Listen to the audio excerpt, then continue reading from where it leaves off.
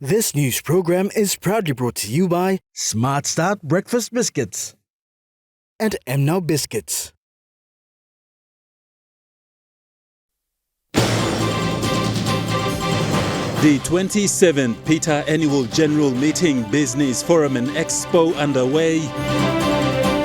Election Committee hosts 2022 Election Summit in Port Moresby. And Tingtang calls on Morape to justify 6 million kina spent on UK trade.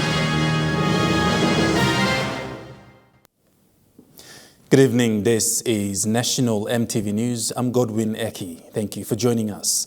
The objective of Pacific Islands Telecommunications Association is to improve, promote, facilitate, develop and provide telecommunications services within member and associate member countries.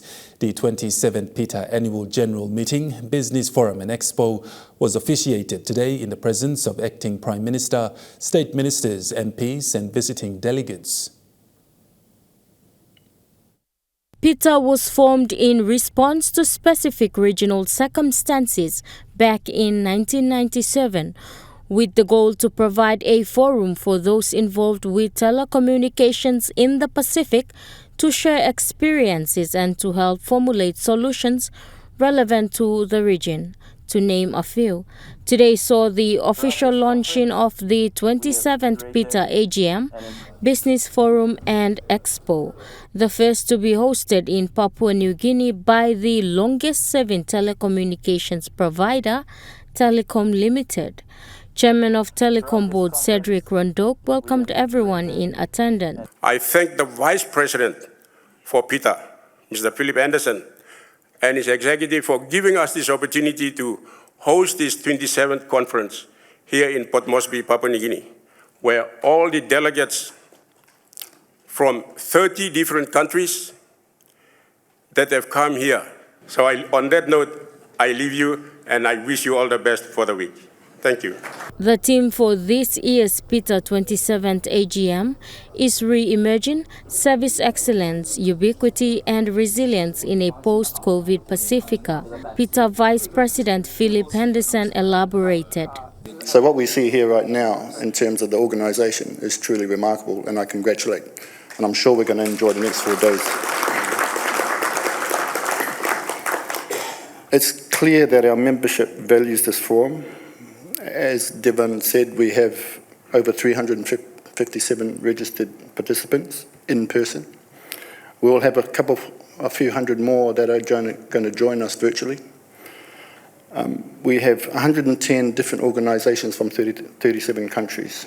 And I'd like to carry on the list, calling them out. No, I won't. But it shows that we remain relevant in the region and as a platform for meaningful exchange and collaboration. Amanda Ilaitia, National EMTV News. The Interdepartmental Election Committee hosted a 2022 election summit today at the APEC House, where several government departments gave an overview of the election experience and provided recommendations to improve the next election process. The Registry of Political Parties and Candidates outlines in the summit the need for Parliament to revise the organic law on the integrity of political parties and candidates.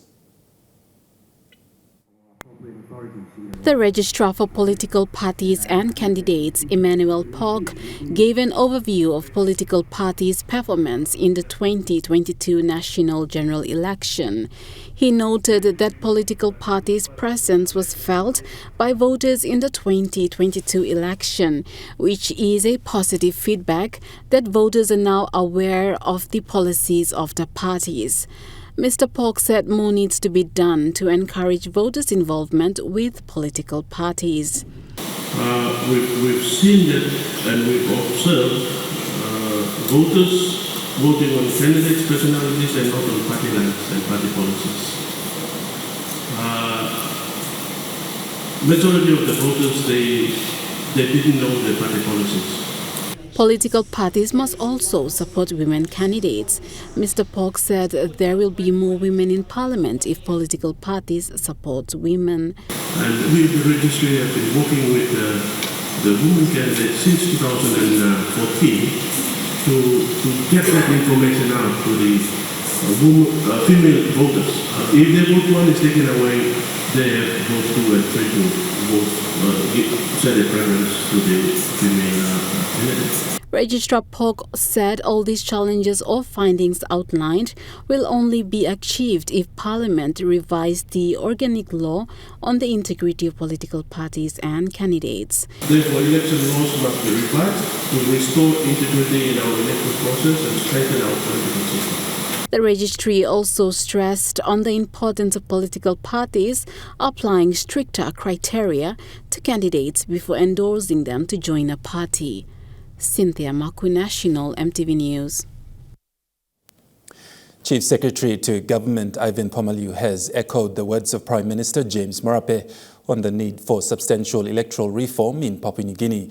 Today, various participants from the public sector to NGOs such as Transparency International PNG shared their experiences throughout the 2022 National General Election.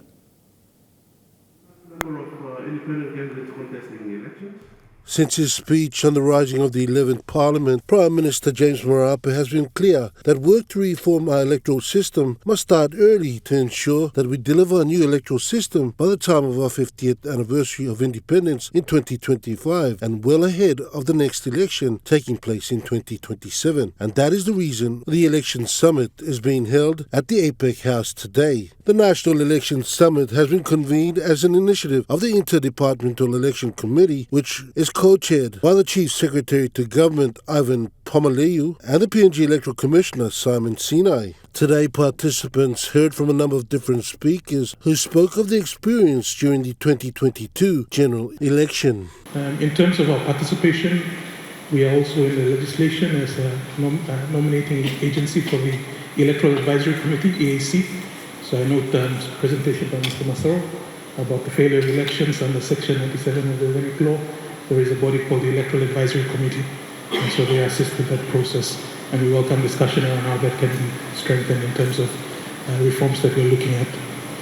We've also observed the elections, and I'll go into detail about our 2022 elections observation just for the background. Prime Minister James Marape has directed that IDEC becomes a standing body that meets throughout the full 5-year election cycle rather than only in the months and weeks leading up to the election taking place. Mr. Pomaliu said it is likely that as we proceed to identify reforms that there will be a need to look at a range of options. Some will be administrative in nature and easy to progress, while others may require constitutional or legislative change. Some will require early incorporation into the annual budget process. Rocky Iso, National EMTV News. The National Weather Service has issued flood warnings this evening for the southern region, especially in Port Moresby, Central Province, Oro and Milne Bay Province, that is expected to last until Friday. Already heavy downpour has continued in Port Moresby and parts of the Central Province since last week, causing riverbanks and drains to overflow with possible landslides. CEO for PNG Tingtang Group Samson Komati is calling on the Prime Minister James Marape to justify why 6 million kina was spent on the recent trip to UK by the 31 people from PNG to attend the coronation of the King Charles III. He said many Papua New Guineans want answers to why public funds were misused on this trip. Papua New Guineans are still waiting for a justification of the 6 million kina spent on the overseas trip to UK for the King's coronation and want an adequate explanation for the public funds used. Papua New Guineans are still asking the Prime Minister to adequately explain and justify the 6 million kina that was spent on the trip to England, of which 3 million was used for the England trip, and then 3 million was given to a company allegedly showing the ownership by Justin Tasengo. That's 3 million to have celebrations here in Port Moresby. And then there's no justification of the 31 people. Actually, there's more than 31 people that have gone to England. He added that in 2020, PM Marape announced that he would cut down on all overseas trips for the department heads. Because I could recall Prime Minister in January 2020 announced publicly and repeated many times that he will cut down all overseas travels by all state agencies, departments, because we have advanced ICT technology, we have video conferencing, we have telephones, we have online tools that can be used to save Papua New Guinea money, especially at a time like this when we have some of the very, very serious problems in the country that the government needs to, Prime Minister needs to understand, that Deputy Prime Minister and all his ministers, they need to understand that we have very, very serious problems. Samson Komati is now asking of the recent trip of the Prime Minister to South Korea and who is accompanying him.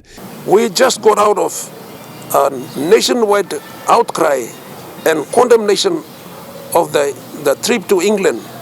Now the Prime Minister has decided to once again take a trip to South Korea. Who are the delegates in this trip? How many of them? Are they businessmen accompanying the Prime Minister, or do we have drivers and their girlfriends and wives, and do we have bodyguards and going on very expensive trips like this? We need the secretaries, we need the department secretaries, we need CEOs of state-owned entities, we need CFOs, COOs, we need the top management to be accountable to the public funds. If internal and external investigations reveal discrepancies and illegalities, misuse, fraud and abuse, action must be taken immediately. And Prime Minister need to tell your Chief Secretary to put a foot down on all the department secretaries and on all the CEOs of state-owned entities to put their foot down, to clamp down on corruption and penalize people. He added that the top management must do their duties well and not take bribes or misuse public funds for their own benefits.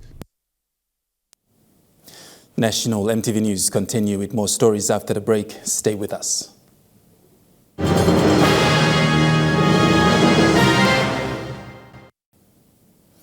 You're watching National EMTV News. The official opening of the PETA AGM Business Forum and Expo today at the Hilton Hotel in Port Moresby. Acting Prime Minister John Rosso spoke on the importance of Pacific Islands collaboration for development in all sectors throughout the Pacific. Last week, the country hosted the Forum for India-Pacific Islands Cooperation. According to Acting Prime Minister Rosso, this forum strengthened collaboration and togetherness and will drive development in the Pacific. I hope that in your meeting this week, amongst your agendas, we discuss how we can make telecommunications more accessible, and also not only accessible, but more cheaper for our people in the islands, throughout the Pacific, and connecting the Pacific with the rest of the world.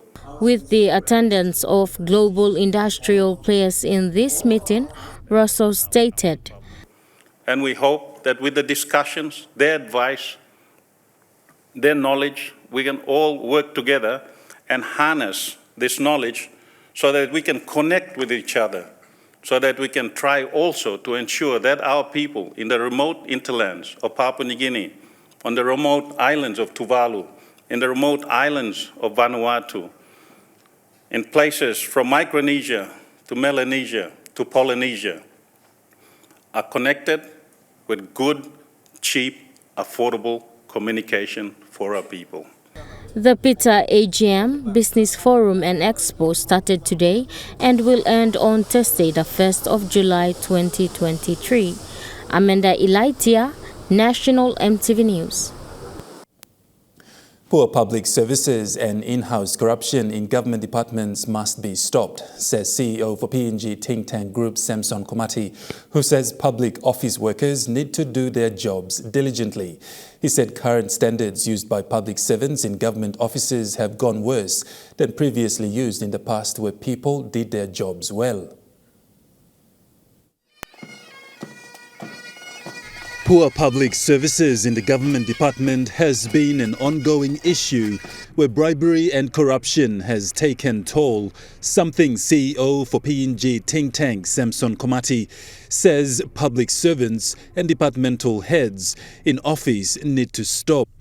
Another problem is the poor performing public service system.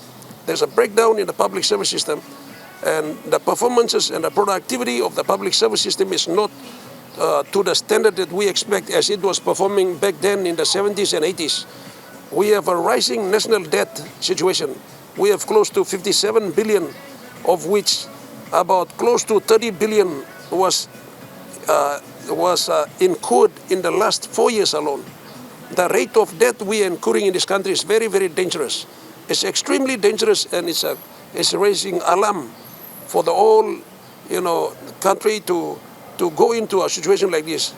And so he added that the government must carry out an audit and also for the Ombudsman Commission to stop sitting on reports and be selective on what they need to do first. We want all the government departments to be audited by the Auditor General's office. We want the Ombudsman Commission to start, instead of doing selective profiling, they have to start going through all the files that are there, all the complaints there. They have to recruit more people, more staff to make sure that all the files there are cleared. We also want the court system to recruit more judges and magistrates so that most of the files that are the backlog is very big. And when you know that justice is delayed, justice is denied. And that is killing the progress of the country as well. So he also added that the current court system also needs to be fixed in certain areas, as he explains. I think it's about time we need answers. We need the Prime Minister to settle down and work closely with his ministers and the departmental heads. They have to tell the nation a plan, a blueprint for the nation to progress forward. Because right now, it's all happening on an ad hoc basis. And we don't want ad hoc answers and ad hoc, explanations and promises, and we don't want that. We need a government that looks like it's competent, that government that is giving answers to the questions we are raising, and the people must be satisfied that the government is actually delivering work rather than talking. We are fed up of a lot of the talking by the Prime Minister and the government. We want action. We want to see real change. We want to see the departments improve their performances. The problem of Forex in the last 5 years have been a major challenge for business houses, affecting business operations, in turn affecting the local SMEs in the country. CEO for PNG Tingtang, Samson Komati, is calling on the Prime Minister, James Marape, to look into fixing the Forex issue so that business houses can be supported. Business houses in the country have been complaining for the government to fix the Forex issues that have affected business houses over the last 5 years. The shortage of Forex is still killing our country, and the government is yet to seriously address the Forex issue. It's taking 5 years. It's going into the 6th year now. And the business community has come out, complained, and the Tingtang Group, we have supported the call by the business community for the government to come out and explicitly announce plans to address the Forex issue in the country. He said those affected the most in terms of hype in inflation, as well are the little people, referring to Papua New Guinean families who are affected on a daily basis. Hyperinflation, prices of goods and services have not come down yet. And our small people, they are suffering every day. 100 kina is nothing to a family today than it used to be before.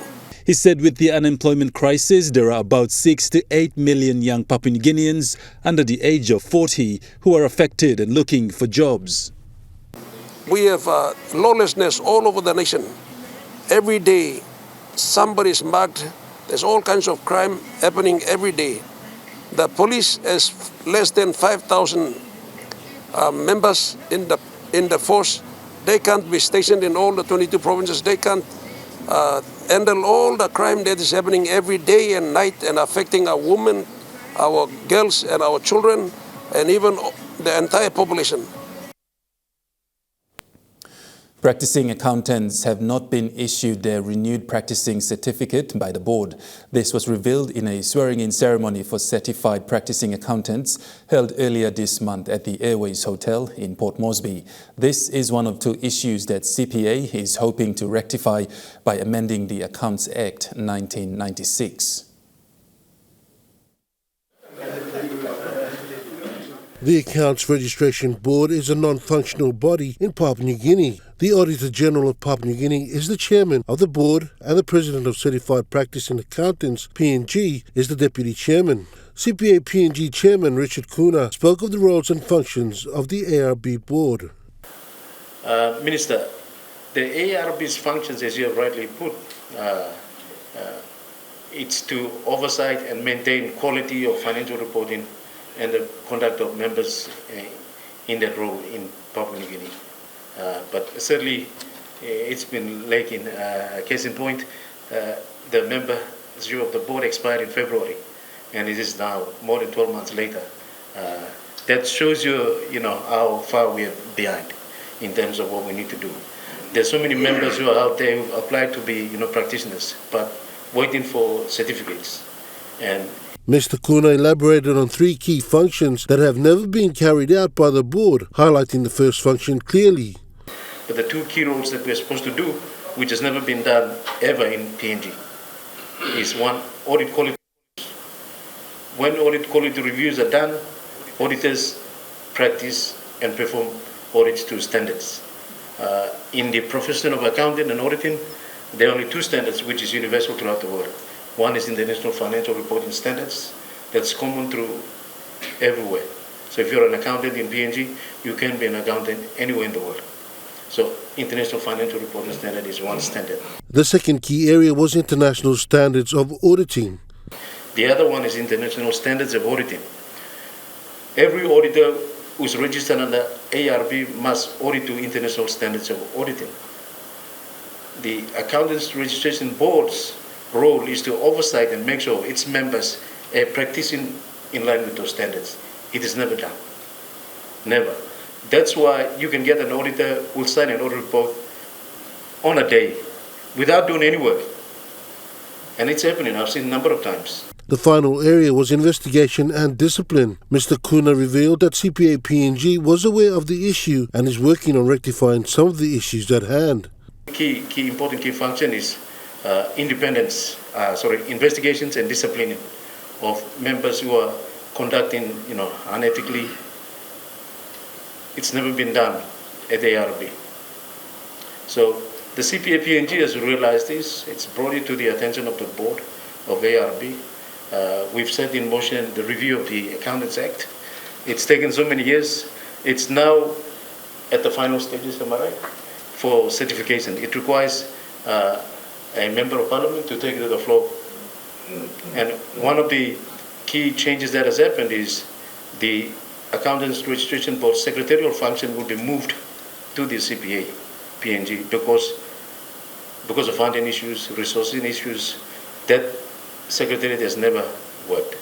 In concluding, Mr. Kuna called on the Minister assisting the Prime Minister and Ungai Bena MP, Kinoka Feo, to be CPA's mouthpiece on the floor of Parliament for the amendment of the Accountants Act 1996. Rocky Iso, National EMTV News. 600 shortlisted from the 1,174 reported applicants for direct entry in East New Britain are into the first part of their police recruitment interview exercise. This activity was supposed to take place on Friday, the 26th of May, but was postponed to today. Successful applicants who passed the screening process today will come back for an interview tomorrow. If successful from the interview, they will proceed to do medical check and a fitness check. The screening process is assessed according to the police validation checklist, where regular recruits' required age is 22 to 27. This recruitment exercise will go on for 3 days, depending on how fast they conduct the 4 different stages included. 46 participants during the weekend gained knowledge on effective job seeking in a 2-day training program hosted by Project Yumi Inc. Project Work Program at the IEA College of TAFE in Port Moresby. The project came about in recognition of the existing major challenge in youth unemployment. The program held its graduation yesterday afternoon, where the participants received certificates. In the interest of empowering youths in PNG through building sustainable skills that will help them create foundations for successful futures, the 2-day training targeted grade 12 students, but given its content, the program also had participants that had left school a while back. Project Work Coordinator Don Robinson highlighted what the training featured, which allows us to provide training to the students on how to write a compelling resume, some job search strategies, how to write a job application letter, some behavioural-based interview training, and we also run mock interviews, and then a little bit of information about what to do when you're starting work and how to manage your finances when you start work. Most of the participants expressed that what they have learned in the past 2 days was an eye-opener for them. Grade 12 Zavira from Gordon Secondary expressed her enthusiasm. Things I would put in practice basically would be how to write CVs and stuff. It actually would help me in the future time on getting a career and putting them in practice and stuff like that.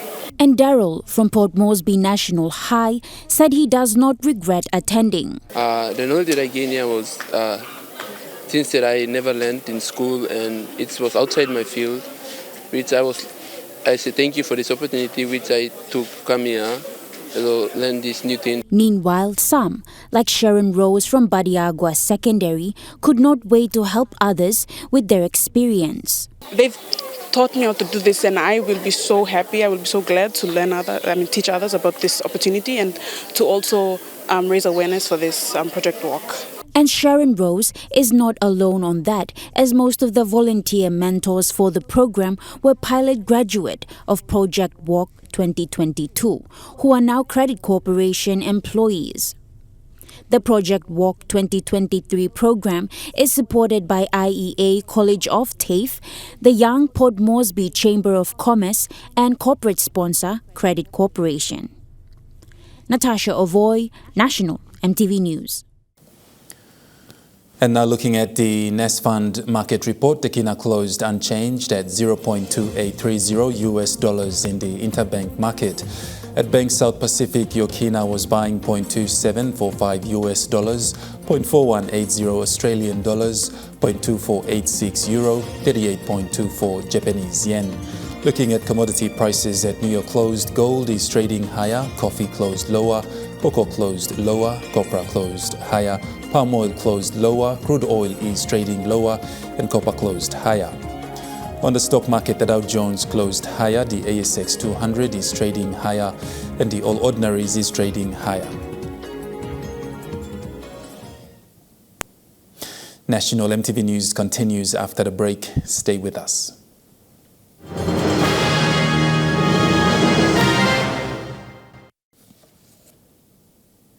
Welcome back to National EMTV News. The Kayan Garamut Festival was held last weekend after almost 10 years. The festival was held at Kayan in Bogia district of Madang. The event was organized by the people of Kayan with the hope that it gets some publicity and reel in more support so that in future it can become bigger and attract more people and tourists. Hosting such cultural events in local areas is one way to preserve and pass down tradition to the next generation. The people of Kayan took it on themselves without much government support to organize the festival.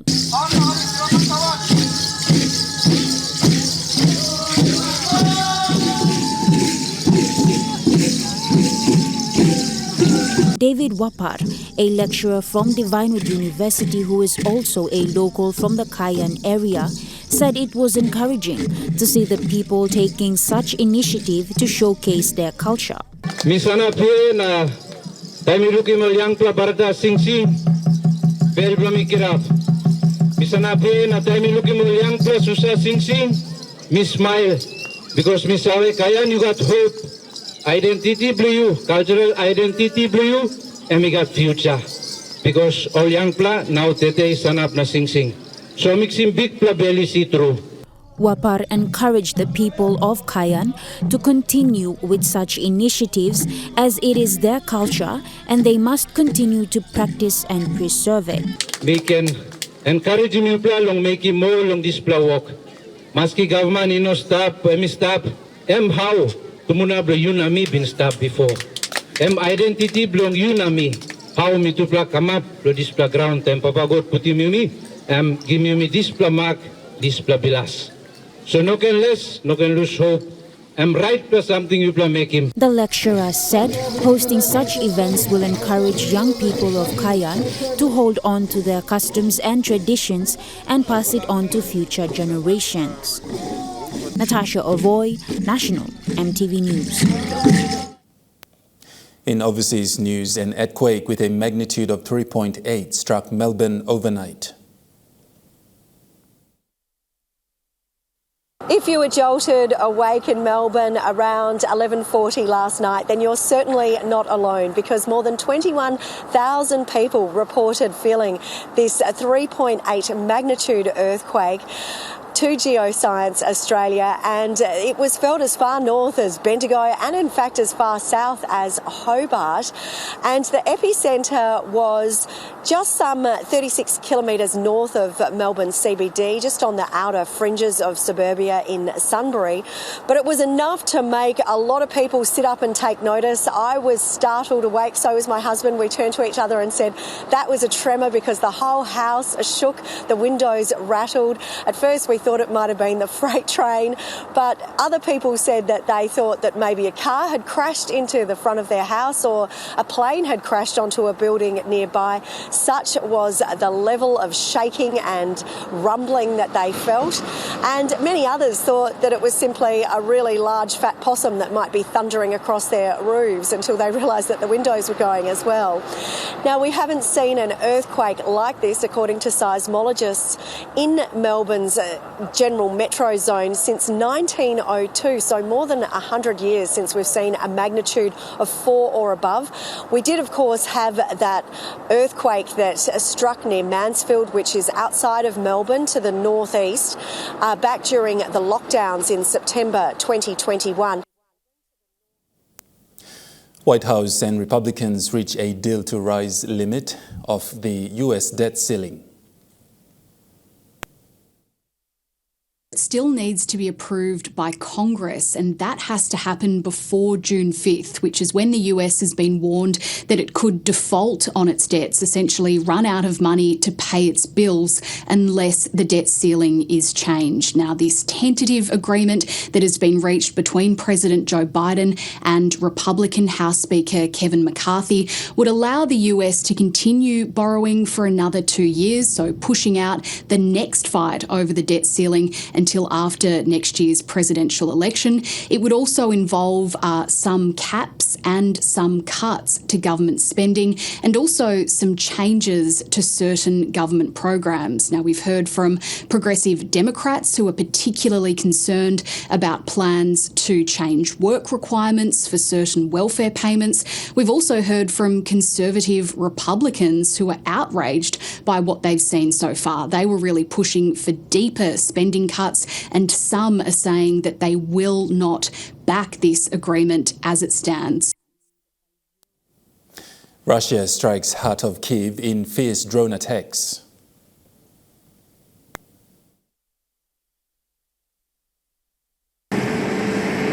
This is what the skies over Kyiv look like in the early hours.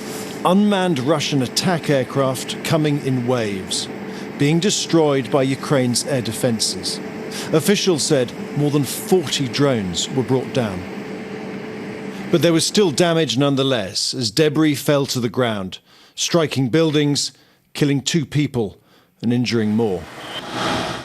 In the southwest of the city, fires broke out in several buildings, including a large warehouse that suffered severe damage.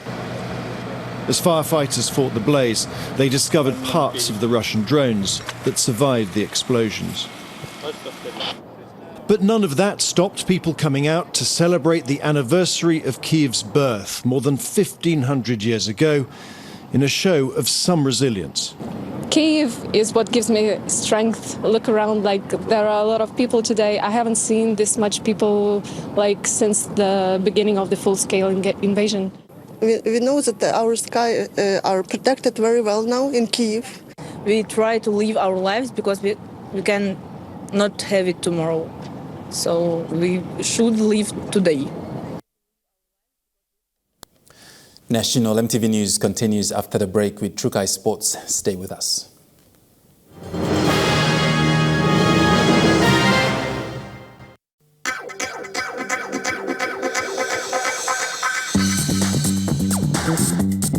Trukai Sports.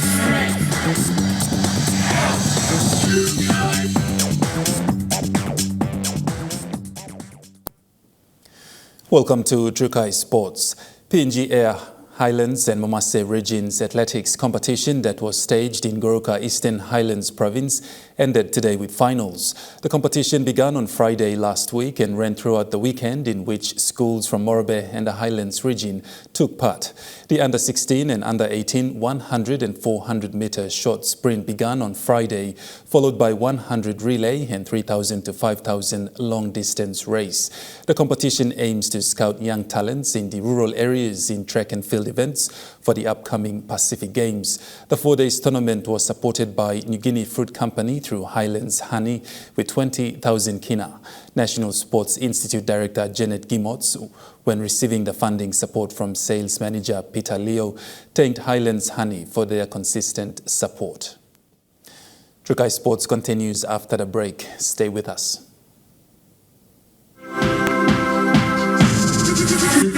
Trukai Sports.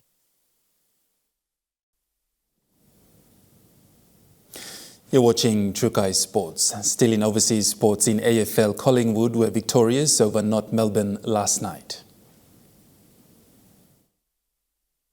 After suffering an injury in the first quarter of his 300th game, souring the Pies' 35-point win over North Melbourne yesterday. It looks like he could be out for a few weeks at least. The Pies are now a game clear on top of the AFL ladder. Last night, the Crows got back on the winners list thanks to a 17-point win over Brisbane, putting them back into the top 8. Yatapulti is in second spot on the ladder after defeating Richmond by 10 points at the MCG, the first Tigers game without coach Damien Hardwick, who quit last week. He looked pretty happy watching from home though, but Richmond couldn't thank him the way that they wanted. In tennis, the French Open tennis competition is underway as players compete for the top spots. Kokkinakis is ranked 108 in the world and got a wild card to play. He's beaten 20th seed Brit Dan Evans in straight sets, 6-4, 6-4, 6-4. It's his first success at Roland Garros since reaching the third round as a teenager back in 2015. Fellow Australians Jason Kubler and Storm Hunter also advanced, but the news wasn't so good for Kimberly Birrell. She fought hard but lost in 3 sets to Frenchwoman Leah Jean-Jean. In netball, the New South Wales Swifts have consolidated second spot on the Super Netball ladder thanks to their win over the Melbourne Phoenix. Thanks to a 70-62 win over the Melbourne Vixens. The Swifts now have the same number of wins as the ladder-leading Adelaide Thunderbirds, but they trail on percentage. In the league's First Nations round, Indigenous player Janelle Wallam finished with 44 goals as the Queensland Firebirds beat the Giants 68-50. That ends Trukai Sports. The weather report is next. Stay with us. Trukai Sports.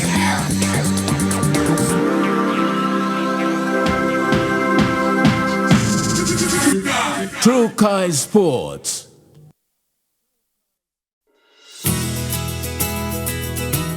This weather update is proudly brought to you by MoniPlus, with you always.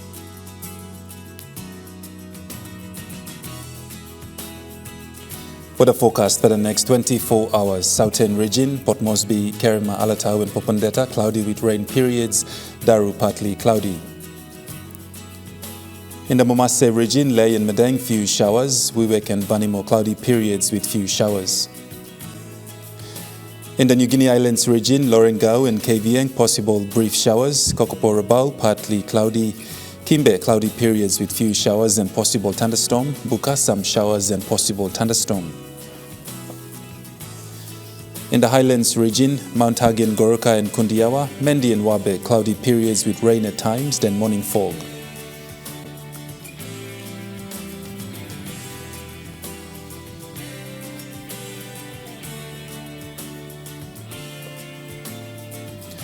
Waters of southern PNG Indonesian border to Daru to Kiwai Islands to Gulf of Papua to Kerema to Yule Island to Port Moresby to Hood Point to Samurai Islands, seas 1 to 2 meters rising to 3 meters.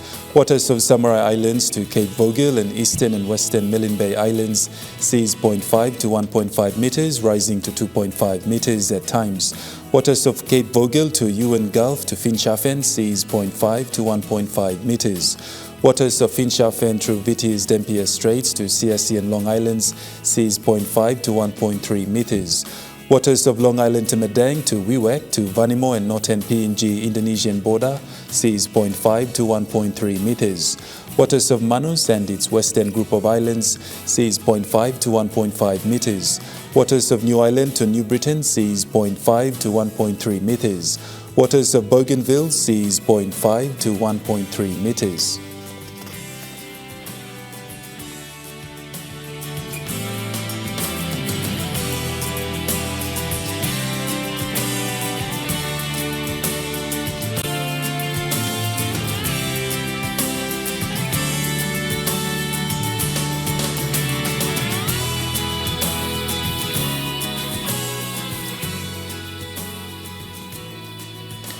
Ocean forecast, Coral Sea sees rough southeast winds of 20 to 33 knots.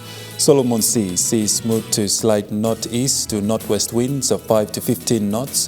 Bismarck Sea sees smooth to slight west to southwest winds of 5 to 15 knots. Pacific Ocean sees slight southeast to southwest winds of 5 to 15 knots.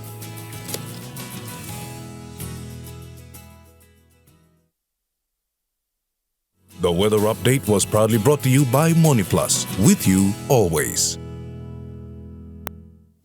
And that wraps up the news, sports and weather for Monday, the 29th of May, 2023.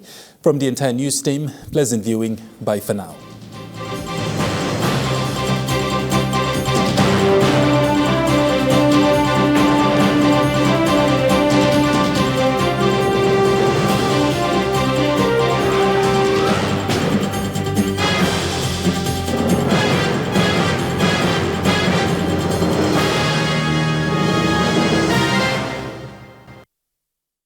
This news program was proudly brought to you by Smart Start Breakfast Biscuits and Gold Nuggets.